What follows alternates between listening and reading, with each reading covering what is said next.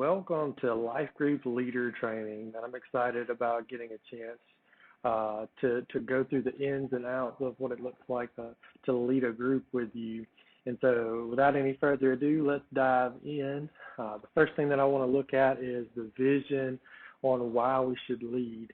And the first thing that I think that needs to be brought to our attention is that it's God's calling to make disciples. And I believe that leading a life group is one of the ways that we can do that because you intentionally get to invest in somebody else's relationship with God. And that kind of goes into number two right there as well, to see others grow in their relationship with God.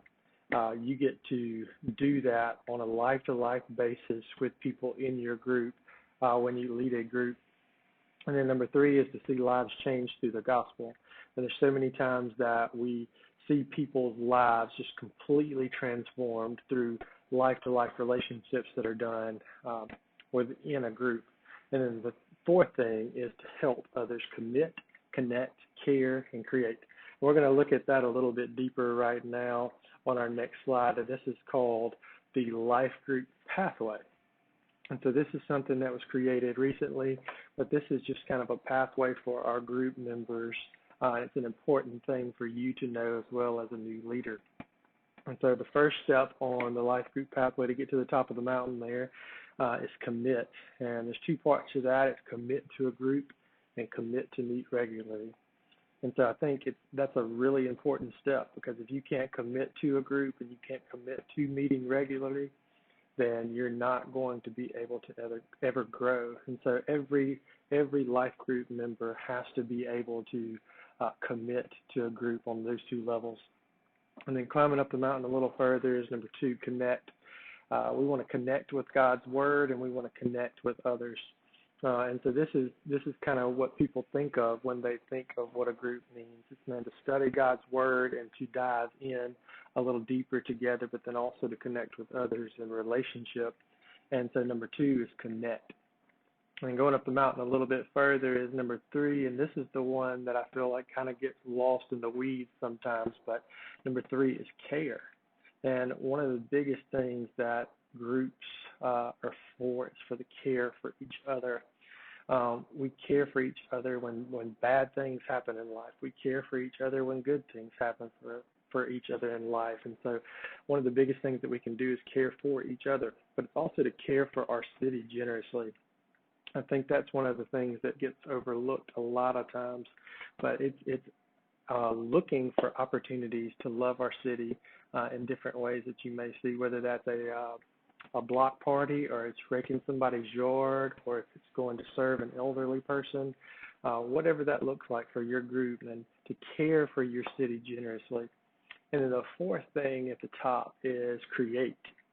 And so that two parts is to create new life groups for others to connect, because at certain points in a life group's life, is what I would call it, is that there's going to come a point, if it's a healthy life group, there's going to come a point where you're going to get too big.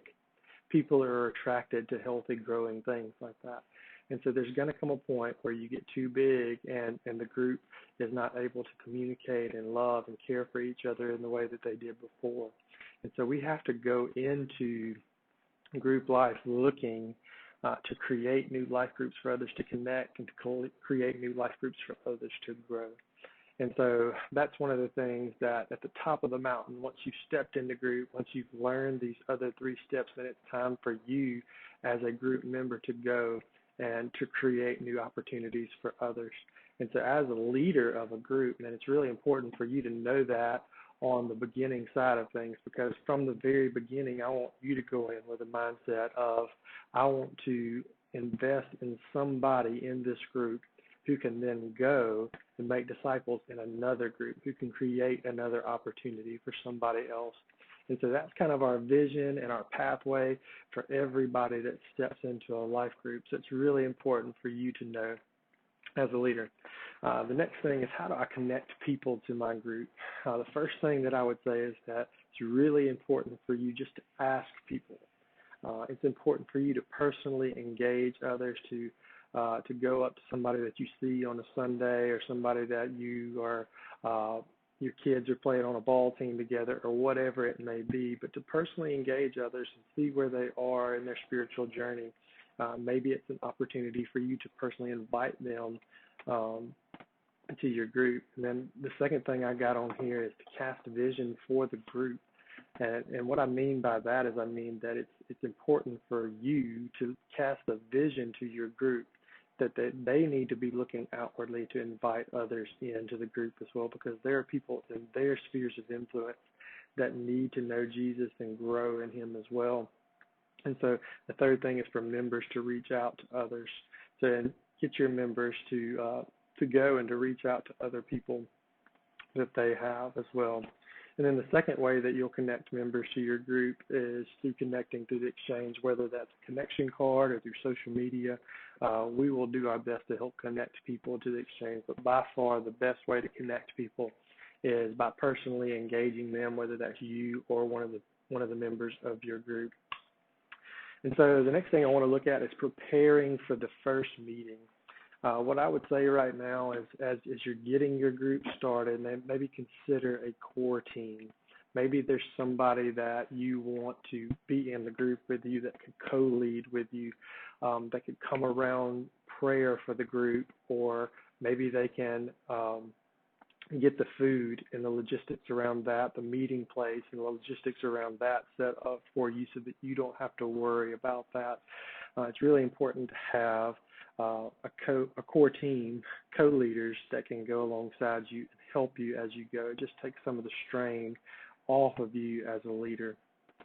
The second thing that I would say is set a goal before you ever even have your first meeting. What are you here to do? What is your main mission here as group leaders? And what do we want to accomplish? Do we want to be a group that only studies the Bible, or that only does relationships, or what do we want from this group? And then I want you to communicate that to your group often. I've heard it said that vision leaks, and if we don't continue to fill the minds of our people in our group with that vision, then it's going to leak out and they're going to lose that vision. And so communicate to your group often. And then the third thing that we want to do for preparing for our first meeting is that we want to prepare and we want to plan. Now, we want to make sure that we are completely ready to facilitate discussion, that we know our material well enough, that we aren't going to be caught by surprise on anything. So we need to study our material and be aware of how we're going to facilitate discussion. And the next thing is to set the atmosphere. Now, I've heard it said that circles are better than rows. And what that means is that, in a circle around a group of people that know you and that want to get to know you better in a home environment like that is way better than sitting in rows and watching somebody talk. Because you can invest in each other's lives, you can have real conversations, you can be able to really get to know somebody and dig down deep. And so circles are always better than rows. So make sure that the atmosphere wherever you're meeting is going to be conducive to that they'll be able to feel at home and comfortable as they go into their meeting. And the next thing is get rid of distractions.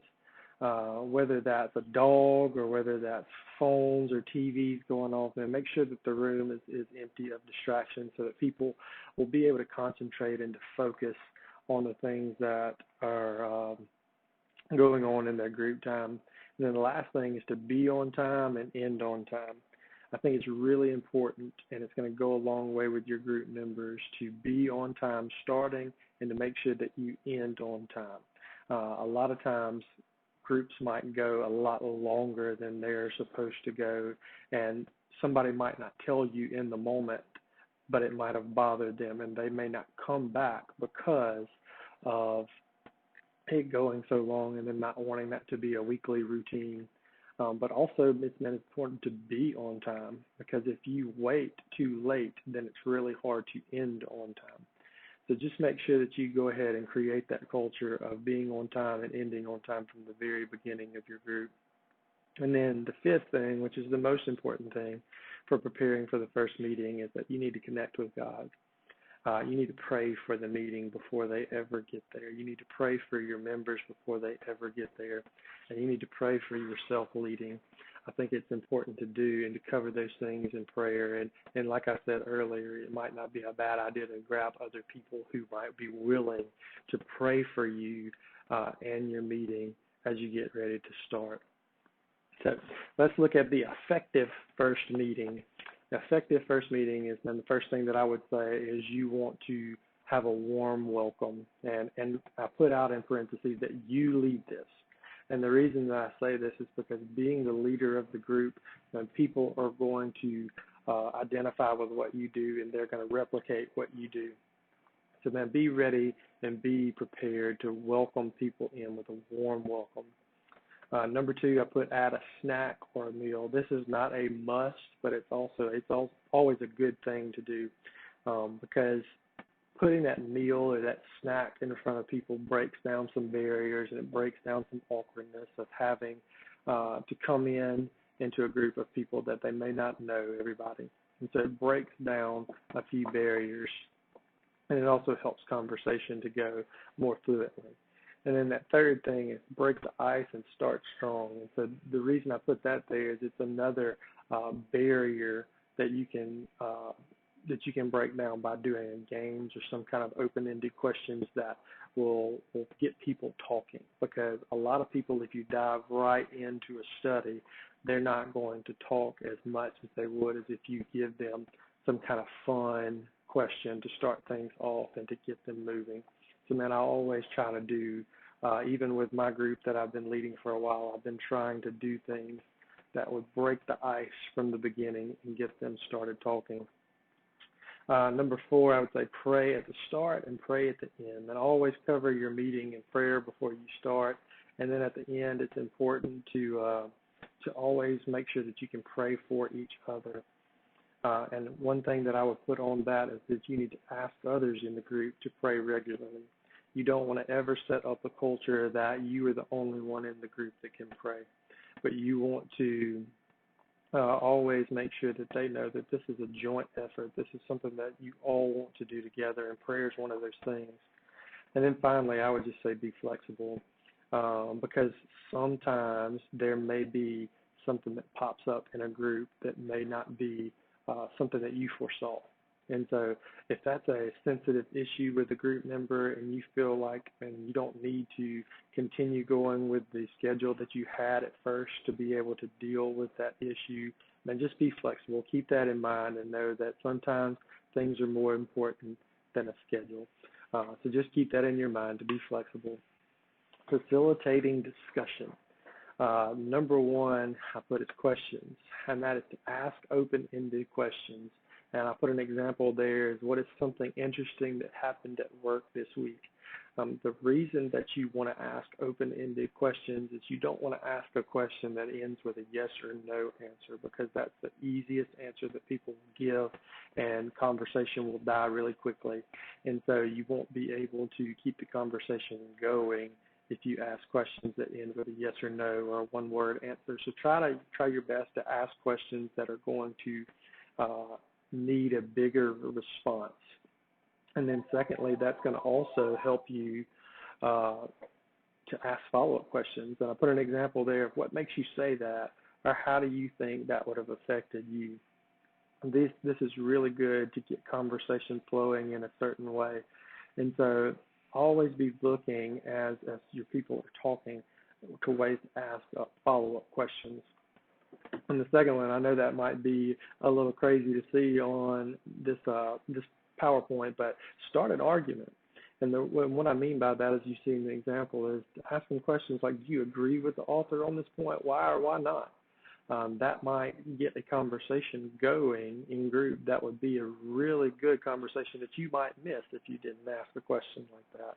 Or the other example is, what would you say to someone who disagrees with that? That would be a good question to ask if everybody in the group is agreeing with the points that the author is making. So those are some good questions that can get conversation going. The next thing is to create a safe environment. And it's super important for you to create a safe environment that people know that man, what they say in group is always going to be protected. And so cover privacy and safety with your group. I think that's definitely something that you need to do on your first meeting, but I think from time to time you need to come back around and remind people that, hey, this is a group where what we say stays here, and when you're vulnerable and you open up, you don't have to worry about things getting outside of the group. And then number two is, always affirm answers. Even if they're wrong, find a way to affirm them by saying something like, and I appreciate your answer right now. Thank you for opening up and sharing that with us. Even if it's dead wrong, that helps them to feel affirmed that they can open up and they can say what they're feeling without feeling judged. The third thing is avoid giving unrequested advice. What I would do in your situation is, a lot of times people don't always want our advice, so I would just caution you to avoid giving that advice without it being asked of you, because people may just want to share their opinion, or they may want to share what they're feeling, but they don't always want your advice. All right, the magic between the meetings, man, this is a super important thing, and I think this is what makes the difference between really, really healthy groups and groups that just aren't taking off. Because in between the meetings, people are going through life, and there are things that are going on that you may not know about. And so what I said is, number one, keep the conversation going. That may be through a group thread text message, maybe it's through a Facebook group or Marco Polo app or whatever that is, and keep the conversation going throughout the week. Pray for your group throughout the week. And it's super important for you as the leader to pray for your group members and their spiritual growth and whatever it is that they're going through in life. And number three, check in with group members periodically. I think it's really important to probably touch base with each group member at least once every 2 weeks, just to check in on them and just to see how they're doing and to let them know that you care for them. Number four, check on members who have missed. And I don't think that you have to check on somebody who has missed just one time. But if they have missed on a regular basis, I think it's really important for you not to let them slip through the cracks, but to reach out to them and to check on them to see what's going on in their life. There may be something that your group can step in and to help with that would make them feel cared for in that moment. So always check on those members. And then fifth, man, don't do it alone. Encourage those co-leaders that you found, or maybe it's just some solid members in your group. Encourage them to check on other members as well, because you aren't the only one that should be caring, but your whole group should be caring for each other. So that's really important. Selecting material for your group. We have a bunch of different options that are available for you. One of them is smallgroup.com, and I will get you set up to be able to access that. It's a web-based library through Lifeway that allows you to go on and find a study. You'll be able to play the video, and you'll be able to send out material through that online database. It's really cool. It's something that's new, and it's something that they're still growing, but it's a really good tool that you can even play on a smart TV if you have a Roku. The next thing is sermon-based discussion. If your group is all attending the exchange, this may be an option for you. Whatever is taught on Sunday, we write discussion questions and we send them out on Sunday afternoons for your group to have for their group meeting. We also have a church library. There's a bunch of studies that we have at the church that you can come and look through and decide if there's a study that you want to take on with your group from our library. Or a lot of our groups have done the life journal, and so whatever the reading is for that day or that week, they read that together and then they discuss it together. Number two, I just say pick a few different choices and let the group help you decide. I think a lot of times the group will tell you what they need and what they want. And third, you can ask your life group coach for help. If you're hung up between a couple of studies, maybe you can ask your coach, or you can ask me, and we would love to help and point you in the direction of a good study. And the fourth thing is, I would say, think about a pathway of studies. And what I mean by that is you don't want to do 5 studies on prayer. in a row, but you want to do something on prayer, you want to do something on giving, you want to do something on the gospel, you want to do, a bunch of different studies that have hit a bunch of different topics so that your group will be well rounded. And so think about that as you're selecting your material. Adding new people to your group, and I think this is super important to grow in your group. Number one, I think good communication to new group members is absolutely. You need to really go over and above to make sure that they know where your group's meeting, when your group's meeting, what they need to do, what they need to bring, all of those things. So make sure you get really good communication to new group members. And then number two, prepare your current group members. And I would say use a meeting coming up, or whether it's a text message thread or whatever you need to do to let your current group members know that you have a new group member that's coming. This is also a great chance for you to explain the vision of what your group is about.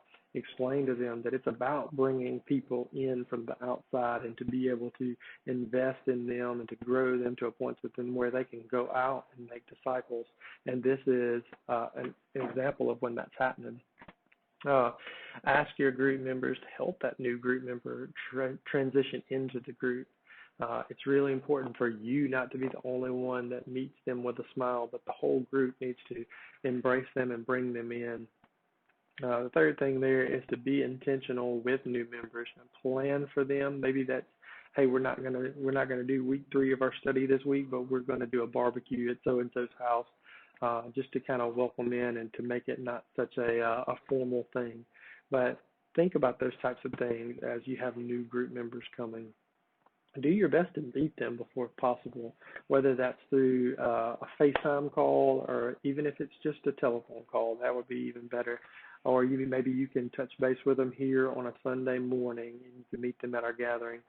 But be intentional also to host them in that first meeting, because they're stepping into an environment where it might be awkward for them. They might not know anybody, and you want them to feel comfortable so that they will want to come back. So just be intentional in those areas. Fourth thing I would say is just to act natural. Don't go over and above with acting for that new member. You want to act natural, but you want to also be welcoming. Fifth thing is to follow up with them. A phone call to them will go a long way, just to ask them how it went and just to check up on them after that first meeting. And once they've kind of jumped into the group for a little while, maybe you can start suggesting ways for them to contribute, to host, or maybe it's food, or maybe it's to coordinate a prayer request, or whatever that may be.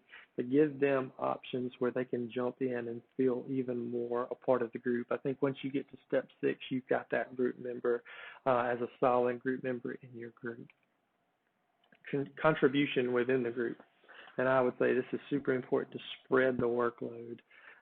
Prayer, food, hosting, discussion, and don't feel like you're the only one who needs to pray. Don't feel like you're the only one who needs to supply food. Don't feel like you're the only one who needs to host.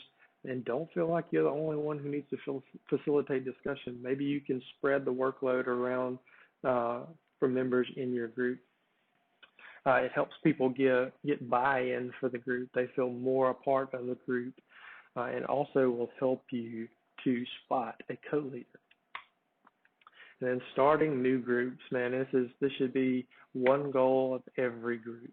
It should be discussed within the group as an eventual goal. You don't want to start people on a journey and not let them know what the end goal is. So always discuss the fact that, man, our end goal is so that we can open up new opportunities for other people to grow and to make disciples. And so how does that happen? That happens by you selecting a co-leader and them being open to go out on their own and start a new group. And I can help you with that process as that happens, but you selecting that co-leader and training them up and getting them equipped to go out and to make a new group happen is pivotal. And so the last slide I have here is if there's any questions. And so what I want you to know is that even though you're watching this, as a video. If you have any questions, if there's anything that I can help you with, then feel free to reach out to me through email or catch me on a Sunday. I would love to be able to help you with any questions you have. Other than that, man, I hope you feel more prepared, and I hope that you're ready to hit the ground running with your new group.